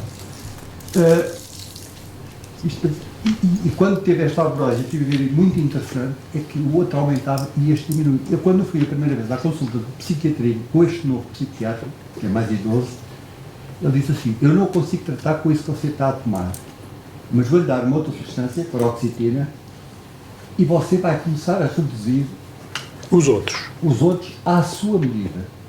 E não vai partir, não vai fazer nada. Eu fiquei, vai raspar. Começa por raspar um Xanax, por exemplo, raspa. Eu posso dizer que com ele, em 2 anos, eu tomava, há 2 anos ou 3 anos atrás, tomava, em termos de substâncias de ansiolíticos e depressivos e essa coisa, tomava por dia cerca de 560 miligramas. Neste momento vou com 260. Está bem. Mas parei, porque entretanto tive 3 burnouts e um tromboembolismo que não me dão a segurança para continuar. Mas a minha vontade é continuar. Até chegar àquilo que é dito pelos médicos, e penso que o doutor corroborará isso, chegar à minha dose de manutenção. Pois. Ou, eventualmente, um dia, poder largá-la. Porque se não há nada que impeça isto. Perfeitamente que eu vivia num estado de dormência antes e que, quando passei para este psiquiatra, a minha lucidez aumentou. Pronto, é que os fármacos também têm consequências negativas e impedem, às vezes, o desenvolvimento e o trabalho mental do próprio. Também posso dizer. Adormecem muito, muitas vezes. Eu houve uma altura também que fiz. Diziam que eu tinha poderes mediúnicos e eu ajudava numa comunidade em que eu punha a mão na cabeça da pessoa e eu conseguia dizer o que é que a pessoa estava a sentir. E isso fez muita confusão para quem tem as coisas que eu tenho, e eu deixei de lá. E porquê? Porque comecei a sentir desconfortável e disse, não, eu prefiro estar aqui no meu mundo obscuro. Isto não vai para o mundo sobrenatural. Exatamente. Vamos para o mundo natural. Prefiro estar aqui no meu mundo obscuro do que estar aqui. Não é que se a pessoa desvia para o mundo sobrenatural, está lá, e porque aquilo pode ser um conforto enorme. Pode ser um conforto enorme, pode ser um bem-estar definitivo. Estão aí muito bem especificadas, por exemplo, a perca da nossa autoestima é demolidor. É demolidor. A questão do lavar, não lavar, uma pessoa estar... Eu, quando tenho as fases mais críticas, a minha vontade é de, se for preciso, estou sempre, de facto, umas 15 dias, um mês, 3 meses, 4 meses seguidos. As mulheres têm sempre aquela velha maneira. Vou comprar uns trapinhos. É outra vida. Uma camisolinha nova, uns sapatinhos novos, não há nada que não faça subir o ânimo. Pá, dura o sonho, vamos para a semana outra vez, para buscar outra. O mercado não está aberto, já é sábado, é domingo, há lojas abertas. Ajuda a autos, que precisa a pessoa ter estados naturais. Mais alguma questão? Queria agradecer por ter trazido as coisas de forma tão clara. Também tão. Não tenho mais voz a este. Agradecer por ter trazido as coisas de forma tão clara. Sim. E integrativa. Sim, porque a questão do vínculo é realmente a base. O vínculo é a base. Nós somos todos afeto. Pronto, somos mamíferos, não é? Claro. Eu não conheço primatas que o bebê não anda agarrado à mãe, com as meninas todas, e vai para cima da árvore, corre e dorme e coisa, sempre agarrado à mãe. É assim o afeto. chama-se, como é que isto chama? O primeiro contacto, a oxitocina, todas estas hormonas que aí existem. Falar ali são também assim. do neurofeedback, do nervo vago. Eu sou psicoterapeuta, trabalho muito com trauma, a partir de um lugar mais de sensações somático, portanto especializei mais na somática. Sim. Os sintomas, lá está, que vêm, as sensações que vêm antes, muitas vezes, do resto. E quando trouxe isso, eu disse que bom que realmente nós estamos a mudar. Porque aquele médico que está no computador e que as pessoas tanto reclamam, e que existe. Existe, mas esse não apanha metade. Pronto. Não. E que existe também pelo sistema, pela falta de tempo e por Tudo isso. conta. Então foi muito bom, eu estou muito cansada, mas foi muito bom ouvi-lo, agradeço muito por ter realmente trazido essa esperança de que há médicos de centros de saúde que têm esta capacidade de perceber o quanto o vínculo muda e cura. E salva. E salva. Portanto, eu agradeço-lhe mesmo do fundo do coração.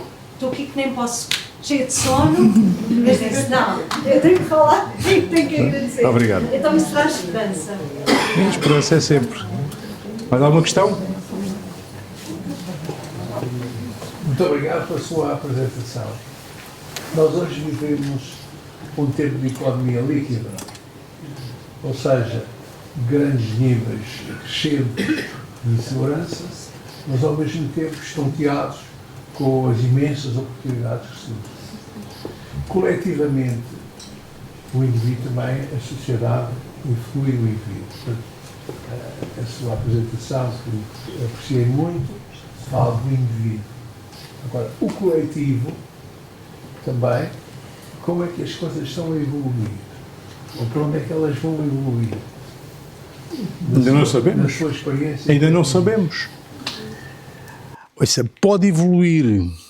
Às vezes a gente está a perceber ou achar que as coisas estão a evoluir muito mal, mas depois há de se encontrar um novo normal, há de se encontrar uma nova forma de nos arrumarmos. Isto é como o pessoal nos carrinhos das feiras. Aquilo encosta aqui, encosta ali, se for o carrinho de choques, ao fim estão todos lá e arrumados de outra maneira. Nós temos muita capacidade de adaptação, felizmente.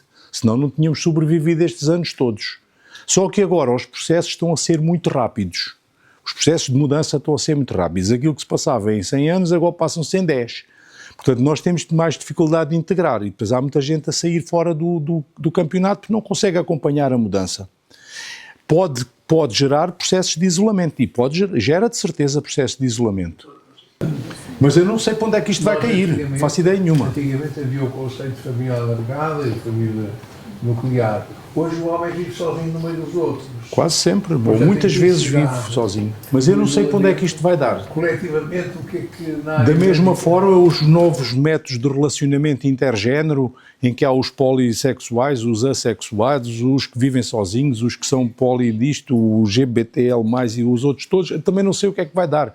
2 mães com um filho, 2 pais com outro filho, e às vezes um filho não tem nem pai nem mãe, nem ninguém que o queira e está metido numa instituição. Não posso mesmo fazer futurismo para isto, não consigo mesmo idealizar para onde é que isto vai. Mas nunca perco a esperança de que as gerações mais novas um dia dêem um pontapé nisto tudo e vão outra vez cavar batatas. Eu se calhar qualquer dia vou cavar umas batatas porque ainda estou preocupado que não venha para aí alguma coisa qualquer. Mas às vezes é cíclico, dá a volta, quer dizer, a história às vezes repete-se. Passa-se por crises, volta-se a uma fase e depois volta-se outra vez a encarrilar. Não é possível ninguém saber o que é que isto vai dar, porque estamos hoje sujeitos a pressões muito grandes de interesses económicos que estão por trás disto. Enquanto que até hoje os interesses não eram tão económicos, sem ser quase diretamente o querer vender coisas e por aí fora, publicidade e tudo mais, hoje estão a tentar dominar o pensamento de outros por métodos que são externos e que vêm por via do éter. E isto é talvez o mais perigoso que está a acontecer hoje. Para mim, é esta invasão da informática, inteligência artificial / que não é inteligência ainda hoje nenhuma, não reconheço nenhuma inteligência a um algoritmo que diz que se eu fizer isto dá aquilo, se fizer o outro dá outro. Isto não é inteligência. Já se faz isto há que tempos, sempre se fez.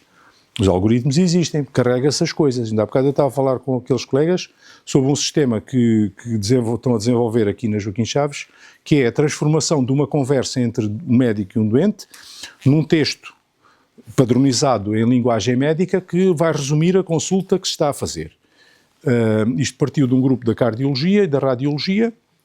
No fundo já se faz, por exemplo, os relatórios de um eletrocardiograma podem ser editados, o relatório de uma TAC ou de uma ecografia pode ser editado. Ao estar a editar, o transcritor está a fazer uma coisa que é pegar na linguagem e transformar aquilo. Depois passa pela revisão, ainda não há que se faça sem revisão, não é verdade? Mas já se faz muito isto. Já se faz leitura de ressonâncias magnéticas cranianas praticamente sem uma intervenção de mais ninguém. E às vezes até melhor porque pode fazer a mesma ressonância com 1/3 do tempo porque não vai cair no tempo que demora o outro a reagir e o aparelho consegue compactuar coisas. Essa inteligência artificial não é inteligência nenhuma, são algoritmos de trabalho. São muito importantes para agilizar, para trabalhar, até para ver bem, porque ninguém consegue saber tudo de cabeça quanto um computador sabe de certas coisas. Mas depois, quando ele está, este mecanismo era na consulta clínica fazer um sistema em que a máquina está a gravar aquilo que eu estou a falar com o meu doente e se eu tiver a dizer, estás a Manel, então como é que foi? Até da última vez, sempre foi à Grécia passar aquelas férias que lhe disse, a máquina está quieta e calada. Então, mas pronto, estava tudo bem, então muito obrigado. Então hoje o que é que traz cá? Vinha cá mostrar as análises, começa logo a máquina a registar. Até os resultados, olha, está a ver, o colesterol agora está assim, agora tem 250, o outro tem 390, o outro tem não sei o quê, glicemia, por aí fora. A máquina registra aquilo tudo. Chega ao fim da consulta, eu entretanto perguntei, o que é que está? Mudaram-me um medicamento do tal para o tal. A máquina registra aquilo, depois transforma aquilo tudo num relatório médico. Enquanto eu estou a falar com a pessoa e não tiro os olhos dela. Só isto já ganhou o sistema. Ganhámos em relação. Depois, no fim, eu leio aquilo e parece-me que está bem, assim está a andar. Ganhei tempo de relação. Aquilo não foi feito para fazer consultas mais depressa, não, foi feito para fazer consultas melhor. Porque enquanto a máquina está a gravar e a transformar numa linguagem, eu tenho o colesterol alto, a máquina não escreve isso. Escreve hipercolesterolemia. Ou o meu pai morreu do coração. Então o que é que foi? Teve não sei o que, era das coronárias. Ou teve um ataque cardíaco. Ele escreve infarto agudo de miocárdio, por aí fora. Portanto, tem uma linguagem própria. Mas a linguagem foi carregada para lá por pessoas que meteram lá um dicionário de termos médicos e um contexto de uma linguagem que é tudo menos inteligente. A inteligência é de quem a pôs lá. Na reunião estava um colega de otorrino que dizia assim, isso dava-me um jeitão para a minha consulta, porque ainda por cima eu estou sempre a olhar com os aparelhos e não sei o quê e não consigo escrever, depois a seguir para tudo e eu escrevo. Então enquanto eu vou vendo, vou ditando, que é o que fazem hoje os colegas da radiologia. Estão a fazer uma TAC, estão a ditar e a ver as imagens e não estão a escrever, porque eles não conseguem depois escrever à velocidade a que ditam. Então fazem o ditado. E é que esta máquina faz o ditado. Portanto, isto são coisas boas, podem vir aproveitar o que é bom, fugirmos do que é mau. Agora, tem que haver alguém que reflita sobre isto. Não podemos estar sujeitos a domínio absoluto do negócio. E estamos hoje muito sujeitos ao domínio absoluto do negócio. Para além das possibilidades da invasão de propriedade intelectual, que é a nossa cabecinha, ser roubada para mecanismos que nós até oferecemos, quando damos os nossos dados e os nossos pensamentos todos. E, portanto, hoje estamos a falar de zonas muito perigosas, já não tão cinzentas, já estão a ficar muito para o negro. A sociedade vai ter que um dia saber o que é que vai fazer sobre estas coisas. Se calhar não são os mais velhos que se vão poder revoltar. Eu acho que são sempre os mais novos que vão chegar ao ponto em que dizem já não quero isto. E hoje já há grupos anti-excesso de informática, anti-excesso de comunicação, anti-excesso de não sei o quê, mas não são grupos daquele maluquinho que vai lá para os charros e coisas. Não, são pessoas do dia-a-dia. Muitos deles estão aqui a fazer surf todas as manhãs, para sobreviver. Mas é impossível dizer o que é o futuro. O futuro está lá, para a frente. Mas se nós formos muito ansiosos com o futuro, ficamos muito doentes. Se não nos agarrarmos ao passado demais porque não queremos arriscar o futuro, ficamos muito doentes. O melhor é ficarmos em paz. Também não estamos muito saudáveis. Pronto, mas é assim, não há nenhuma resposta ainda para isto, nem acho que ninguém a pode dar. Eu pedi uma grande salva de palmas para o Presidente. Obrigado. Só tirarmos aqui a foto.